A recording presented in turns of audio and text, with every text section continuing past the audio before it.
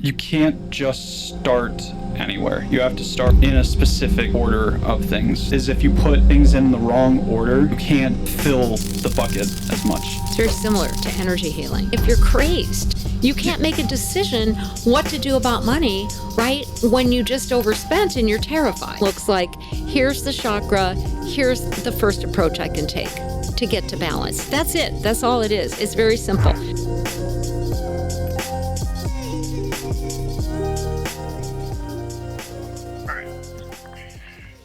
So when I was still coaching at the yard,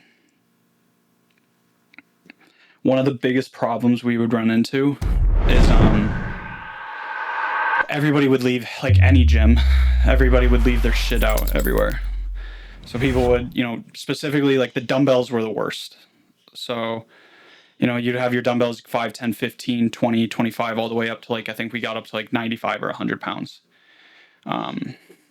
But it was just nobody would put it away back in order. And I would do my best to make sure the athletes put things away during the lift, or otherwise might have them do push-ups or something like that. That's the go-to punishment. But it's like the military. Not as much, not really a military, more of I wouldn't say it was like that. Just there was it was less militaristic and more of just,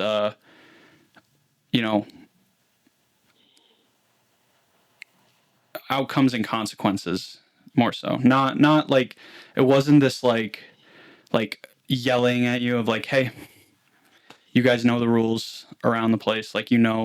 These things that we value, but that didn't really move the needle forward because the relationships were fine with the kids in the weight room, and but it was the people that weren't in my program that were causing all the weight. So I'm not going to punish the people that aren't doing it, right? That builds resentment. So one day I was fed up with how much weight there was. So I got a bunch of note cards and I cut them all up and I wrote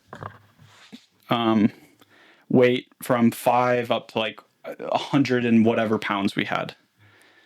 And I took all the weights and I threw them off the thing, and I taped where the weight's supposed to go for every weight. So and it wasn't I eventually I did make laminated number cards out of it and made it look prettier.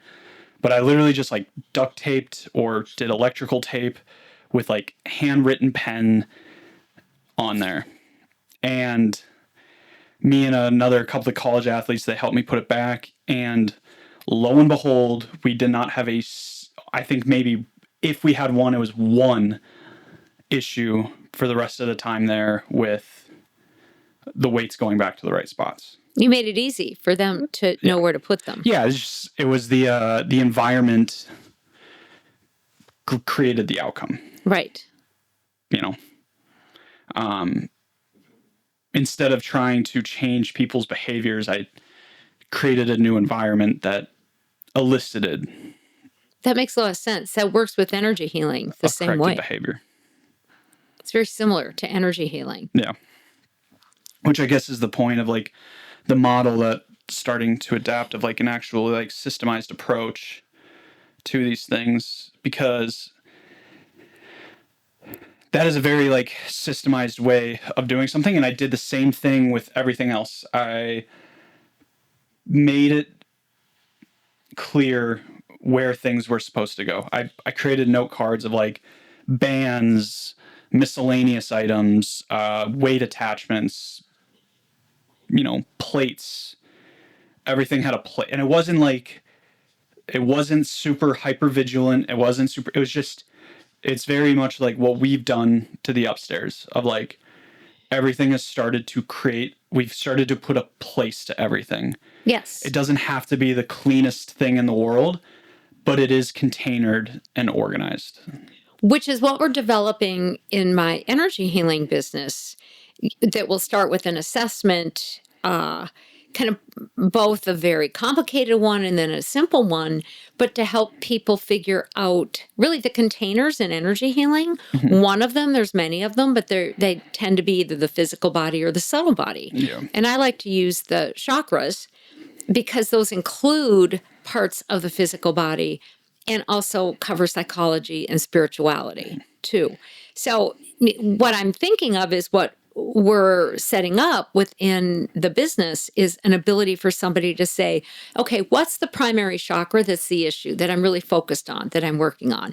Because each of those can be contextualized to provide kind of, that's the environment that has the problem, but also can be kind of help describe what can be approached, what can be changed with behavior, how somebody can dress, how somebody can act, how somebody can eat. Almost anything can be designed around the chakra. Say somebody is leaking money. They never have enough money. If money comes in, twice that amount of money goes out. I know that that's the first chakra. That's in the hips. That's red. And so that's where they've got an issue. That's where they've got an internalized problem. Doesn't mean they started it or caused it.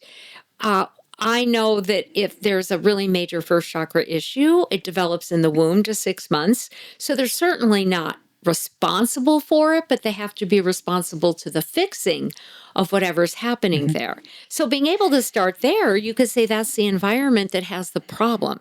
That's the environment that has the issue. So what then do you focus on? Well, you get a sense of the timing in somebody's life where they can work.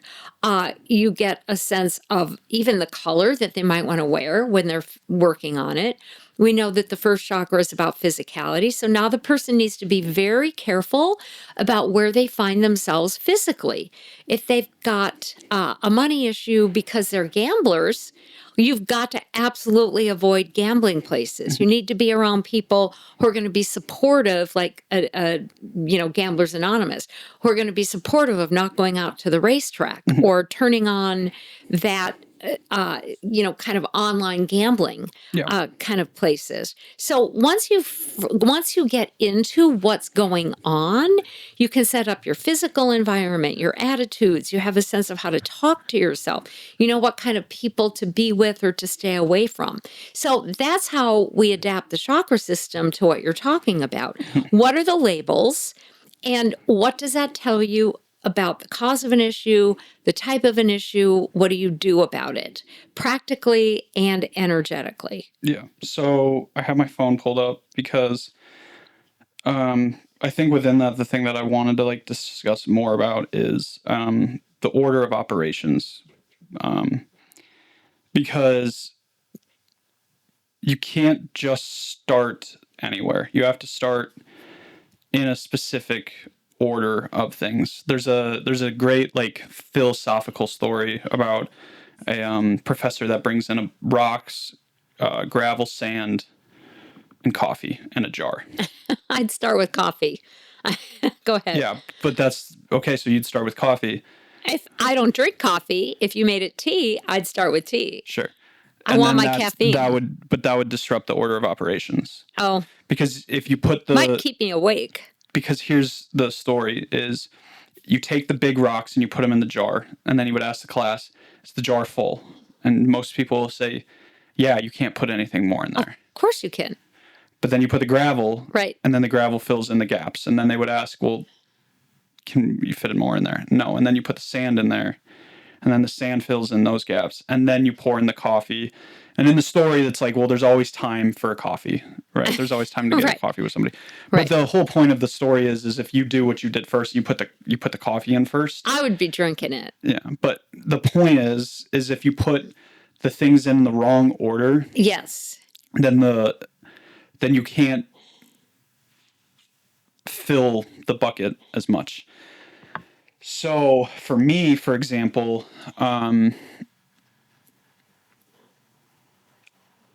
for what I'm doing right now, so I have my thing that I developed for myself for my constraints and my mental health stuff, is, hold on. Carl, come. You can tell he's setting up to be busy. Carl, come.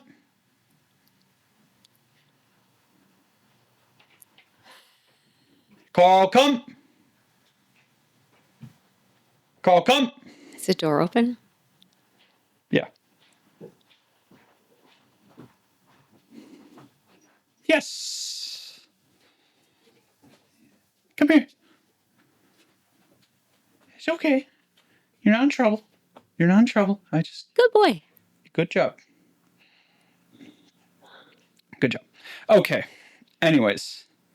Also, this is an example of task and constraints and cues. He has a halo collar on for anybody that's watching. It doesn't give him any pain. It just it just vibrates and makes noise. So I could hear him upstairs. I know what it sounds like when he's about to jump up on something and start barking. So I gave him a bit of a stronger cue, which is just the whistle sound, which he does not like, just to come. So that way he wouldn't bark. And we can cut the behavior off. Right. We can kill the behavior before it even starts. Right. Anyways, order of operations is, so for today's example, I've had a really yellow day, which for people that might not know what that means, I try to base my days based off of nervous system attunement. So dark green is I have all the capacity for everything. Light green is 90% capacity. Yellow is can't do a whole lot, and then red is we're done for the day. I'm at yellow, and by the time we're done with this, I'm going to be at a very dark yellow, hence why I won't be able to have the capacity to film everything today. Right. And I've just found that works for me to gauge where I'm at and meet myself where I'm at, because today I've had a lot of triggers of anger and grief and just emotions. And knowing my capacity is the first step of my order of operations, because if I'm trying to process an emotion when I don't have the capacity to process it, I'm just going to leave myself more depleted. Oh, yeah. And you're not going to process it exactly. either. So for me, it's today is not a day of heavy processing. It's more of a day of containment to a little bit of processing where I need to, because I've processed a little bit, but I've really just been containering things. So basically what I have here is my homework of what I do for DBT, and I have where, when, how to work on different skills, plan it, what will it look like, what is catching it. So the first thing I have to do is I have to figure out what it is. What is the emotion, how intense it is. This is homework that I'm working on specifically. So the next one is map it, prompting event. What is my urge? What do I do?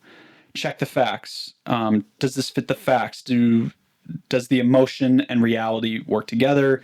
Okay, if the facts do fit, what's the intensity, right? So if I'm angry, for example, I was getting really angry when you came down, not because you're doing anything wrong, but I'm overstimulated, right?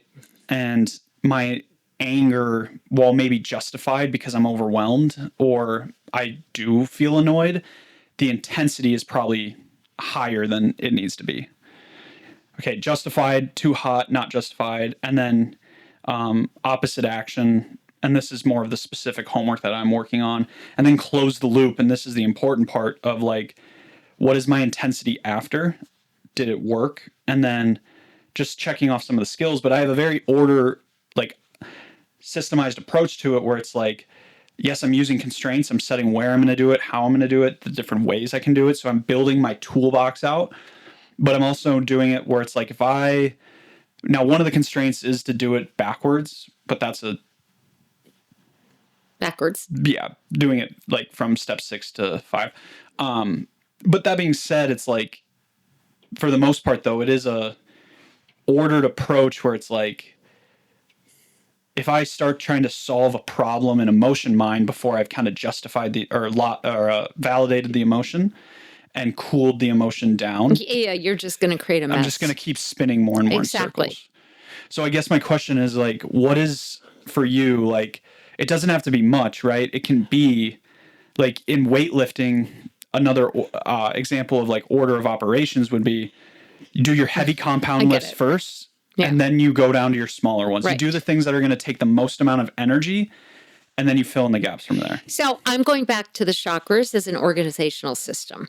So I still find that those are a good starting spot, and then you can complicate it once you figure out, hey, let's go back to, I keep losing money. Maybe it's because I'm gambling. That's first chakra. That's what it's about. That develops when you're really young. So it's going to take a lot of time to change that behavior, because the lower the chakra is, the younger the issues got embedded. The higher, the more your consciousness is going to be able to work on the issue. So first chakra, debt from whatever cause. I'm just going to say, or, losing money. And I'm going to say that it's gambling. I help somebody fix the order of how they're going to change their lives. It's not just working on the issue. It's how do you change your life for the better? How do you improve your well-being? First chakra, you start with physical, because it is a physical chakra. So the major and most important thing to do is figure out first, what are you going to do physically that's going to aid you, that's going to help you, that's going to do, X, Y, and Z. And then you move backward from that. So, all right, I want to go gamble. Okay, what physically can I do to divert myself? Where can I drive? Where can I walk? What can I do physically that's going to give me a diversion and change my mind? Then you can work on emotions, or then you can do a regression, right? Then you can peel away at it. Step 1 would be label the chakra. Yes. Step 2 would be defining the outcome from the chakra. It's defining the outcome from the chakra, but also the importance of the steps.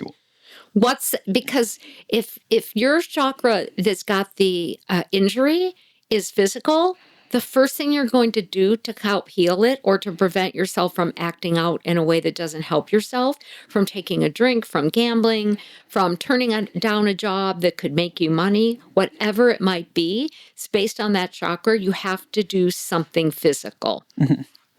Let's say that you figured out that Is it usually always physical, or? To start with. So it's a physical chakra. It runs the body. It is. I'm just trying to get more of like the broad spectrum of right.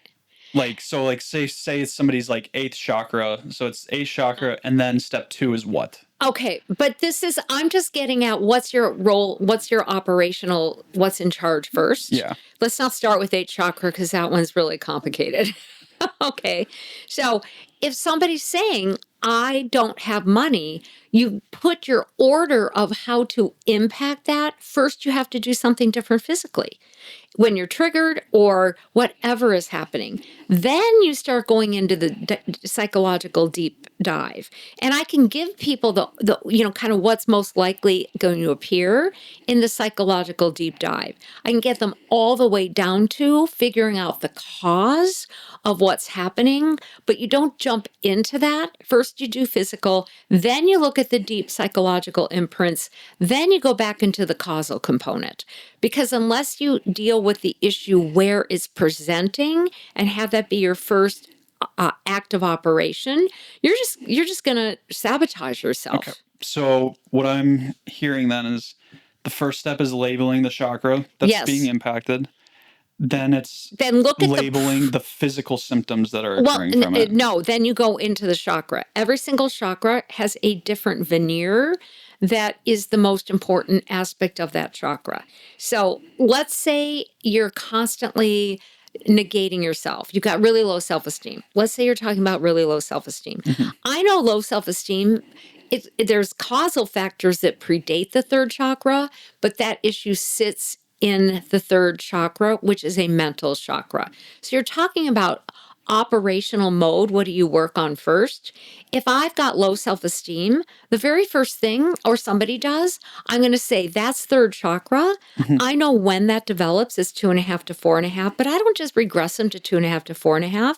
I help them get a tool set, but I say we need to really look at the beliefs, how you're thinking about yourself and how you're talking to yourself. So let's first have you figure out when you're saying mean things to yourself and start interrupting that process. Yeah. So you label the chakra, And then you look at the symptoms that are being caused by it. Because a chakra has a value. Yeah. It's actually got an operational value. It's in charge of something. Sure. Let's say somebody's got a cardiovascular condition. That's going to be for chakra. That's about relationship.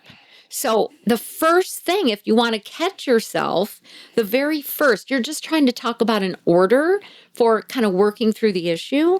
I'm going to say, okay, all right, you're getting your arrhythmia is going up. First of all, maybe you have to go to ER, which is relational, frankly. But it's like, okay, I'm getting a panic attack and it's in my fourth chakra. I know fourth chakra is about relationship. So I'm first going to say, you need to reach out. Who can you relate to? If you have to, talk to yourself out loud. Get somebody on the phone. Kind of play a download that's trying to calm you down. The first act of operation to deal with the issue is embedded in the chakra. Then you keep peeling away what's underneath. If you've got a cardiovascular issue and you go into a symptom besides something life-threatening, right? Get connected in a relational way to somebody that's healthy. Then the next act of operations is going to be to look at what relationships underneath this set me up for having a heart condition? What are those relationships? And I know we're not going to stop until we get to ages 4.5 to 6.5 to figure out what was happening at that level, what was imprinting.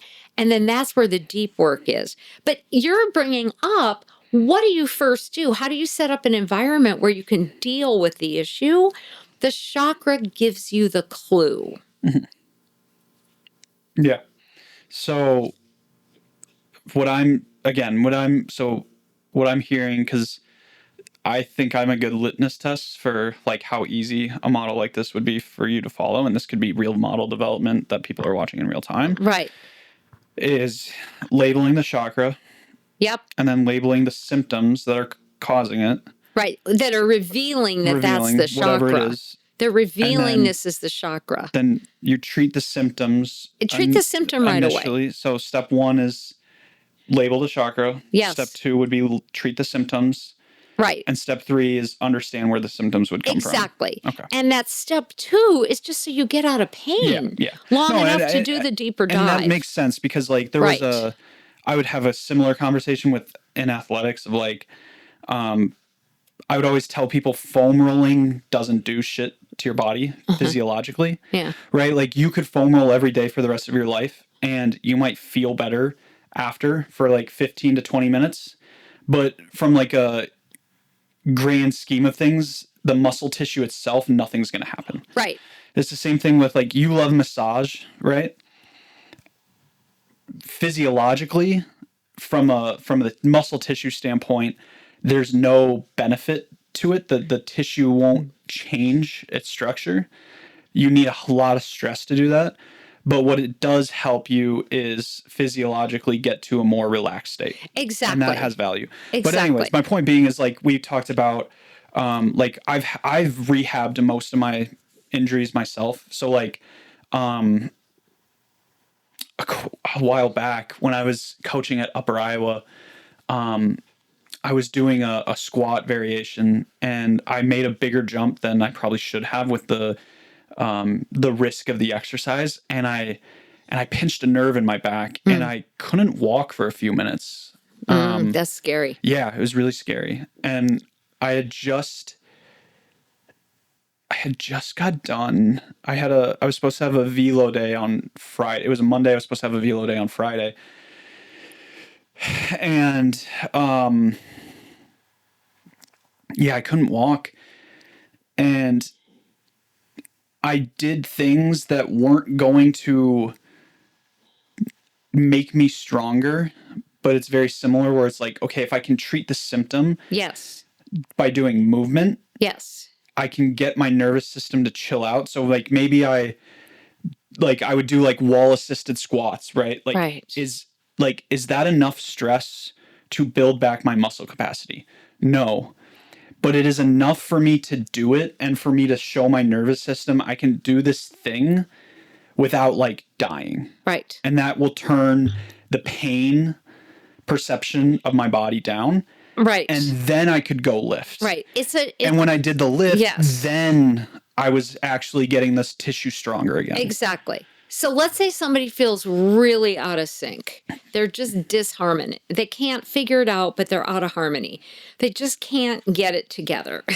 like they keep dropping things and they can't get to the phone in time and they can't figure out when to do their workflow. So they're just completely out of harmony. Yeah. That's a chakra. That's the 9th chakra. People love the 9th chakra. It's above the head. It's gold.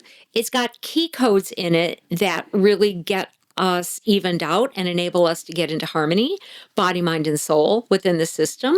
So I would say if you're out of harmony, right, the first thing you need to do is go, okay, that's 9th chakra.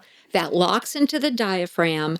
So you've got choices now. Just start breathing evenly. Do nothing else but breathe evenly. Or pick some other activity where you can get a flow that's super silly, that's super simple, just waving your hands back and forth at the same time. Mm-hmm. So you do something because you know it's 9th chakra to enable harmony. Then it's easier to go into the deep dive that would be more energetic, frankly, that would be, what's catching my breath? Am I scared of something? Or working energetically, purely energetically with what codes are up there that I need to bring down into my system. Mm-hmm. But it's a really good way to catch yourself when you're off because you can't problem solve when you're off. You just can't. If you want to take a drink, you're not going to necessarily talk yourself out of it. That's first chakra. If it's hard liquor, the first thing you're going to need to do is that's physical. I want to drink. It's physical. What can I do instead? Yeah. Then you get yourself you've seen righted. You've seen Project Hail Mary. Yes. Yeah. So I love the movie. Yeah, it's a great movie. But you know how Rocky, he is in that ball and it like rolls around, but the ball's not even. It's not a perfect sphere. Right. So I was watching a video about animation and how because they did use some VFX, right?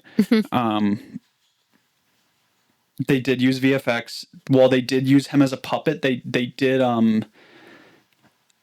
animate him of rolling around the cabin. That was animated. And the video I was watching, they were talking about like in a ball like that is a dihexagon or whatever the hell, how many shapes it was. Right. Like it's like a buckyball, wasn't it? It's like a hexagon. Yeah, hexagon. Ball. Yeah. Which is the strongest shape in the world. But there's multiple. It wasn't 8 sides. It was a whole bunch, right? Right. And he's like a spider thing. Yeah.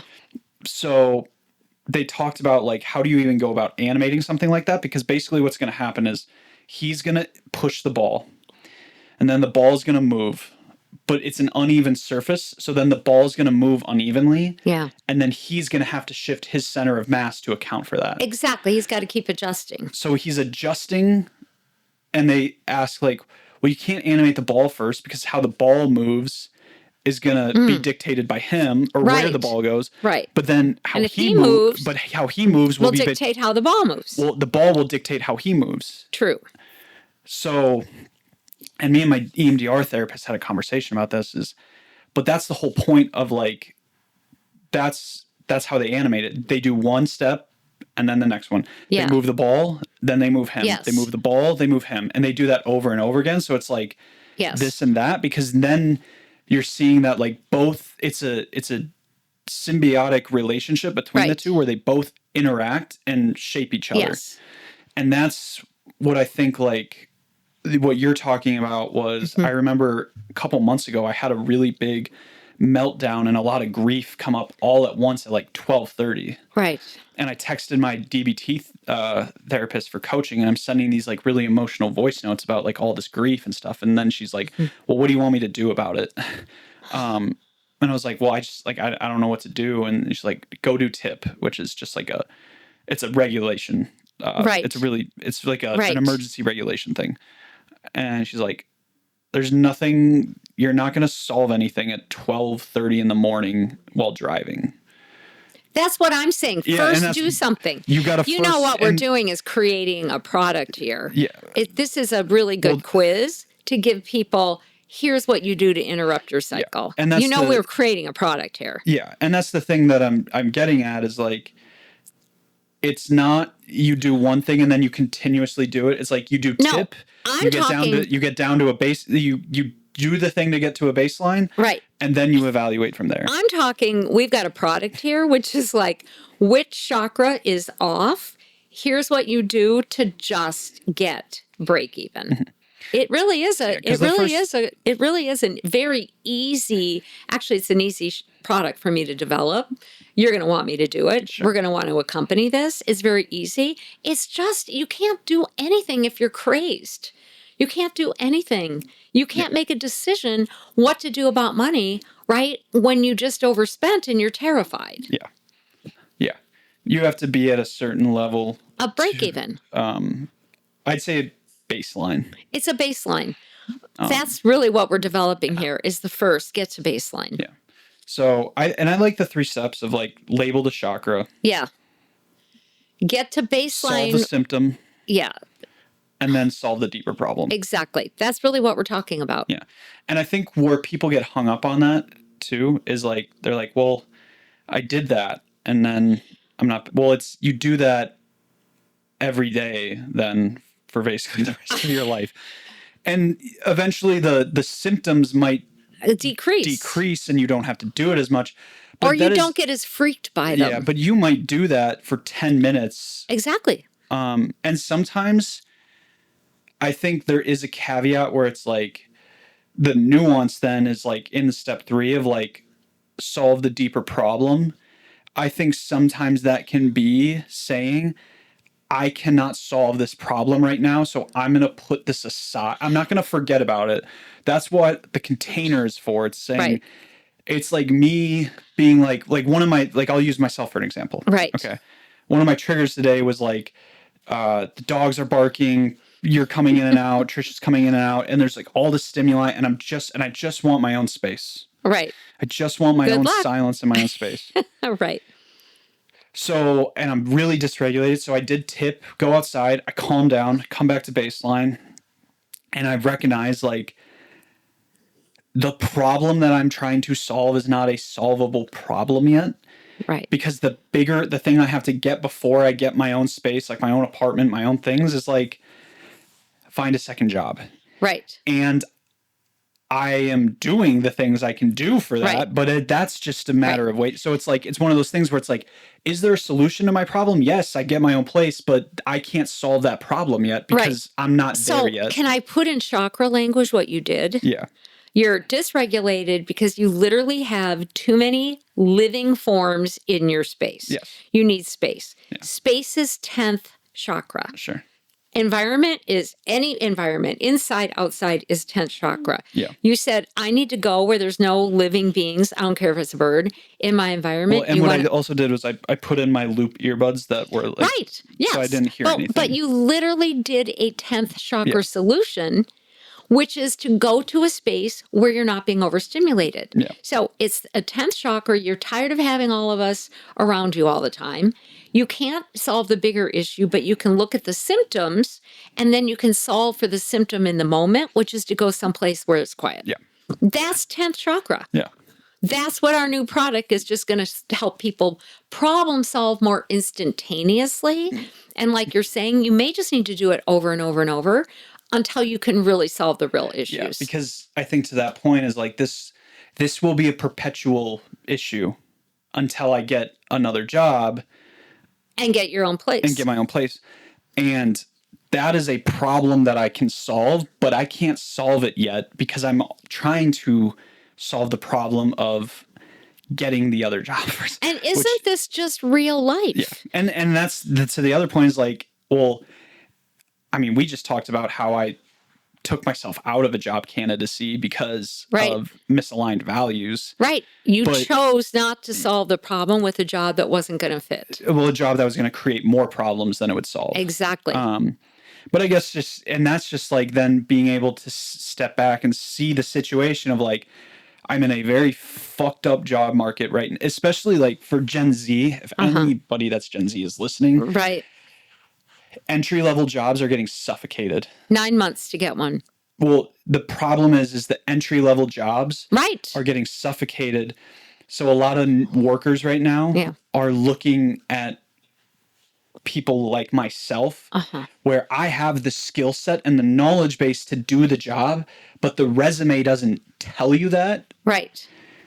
But I am saying it's an average right now for 9 months for a Gen Z person, and 300 to 900 resumes sent out to get a job. Yeah, and it's just like there's a problem. You just deal with it. But there's a problem though that I can't solve, which is that entry level and mid level jobs have now become entry level, and my resume does not show mid level yet, even if my knowledge base is there. Exactly. So what do I have left to do? Well, I just keep working for you, and I just keep sending in applications until something happens. Right, and take projects as they come in. Yeah. But do what I can do, basically. Exactly. And that's it. Which is first chakra, which is money. Yeah. Which is just keep doing physical. Yeah. Just keep acting. And I also think, though, too, like to the last pieces, there is like a place of self-awareness, though, that like in problem solving that you have to acknowledge of like if I really wanted a second job, I could go get one. You could work at Caribou. I could go work at Caribou or McDonald's. Starbucks. But I'm choosing to pursue a job that I will, because I make enough money to pay for jujitsu, pay for climbing, pay for a gym membership, pay for food, pay for gas, fill up my savings accounts, save for a house, right? I make enough. You're making choices. I'm making choices. I would rather like live the way I'm living now than add more stress to my plate for a job that does not feel fulfilling. Right. And that doesn't mean it has to be the perfect job, right? I applied to the climbing gym, right, as like a wall cleaner. Right. But I'm like, I would love that job. Like, I love climbing. I get a free I get a free membership there. I work there 1 to 3 times per week, make an extra $500 to $1,000 a month. Right. Like, I like that. But I don't want to go do something that I'm not going to like enjoy now either, you know? Yeah. And I am in a place where it's like, okay, I'm making that choice. And then I have to live with the natural consequences of that choice, which is going to be 3 animals and a mother and a dog walker and a lot of UPS deliveries. Yeah. And that's my choice I'm making. And I'm okay with that choice. You're lucky that your mother travels a lot too. Yeah. Well, and we've within that choice though, we've both made sacrifices and accommodated to each other and figured out ways to work around. We have a pretty good system. Yeah, we do. We do. But all that to say is like, I can't solve the problem of living here, which I can't solve until I solve a different one. Exactly. And it just goes back to like, you have to solve things in order, right? It's just like algebra and math of like, you have to follow. Move the X around first. You have to follow like PEMDAS, I think it was called, right? Yep. So. Perfect. That was interesting. Yeah. Do you have anything else you want to add quick? No, I think it's great, but I do think we have another product that we're going to add to this. That's super simple. I wouldn't say it's simple. It's a very simple rubric. It's not to buy. It's just a very simple, here's what the symptom looks like. Here's the chakra. Here's the first approach I can take to get to balance. That's it. That's all it is. It's very simple. But we do need to write it up for people. Yep. Okay. You have a new course coming up in a few weeks. I do. I have a course starting August 6th through the Shift Network. It's an 18-week professional development, self-healing, other healing. It's chakra-based. It's really deep, rich, and fantastic. Very high-end tools for doing interaction. People love these classes. I mean, we're working dimensions, chakras, deep healing, and some of my brand new technology. Do you have the sign-up link for it yet? It is, and we've got it on the site. All right, that will be in the description below. Have a good day. But you will want me to write this up. Does that make sense? The whole point No, but Gabe, we just talked about it, so I have to write it up.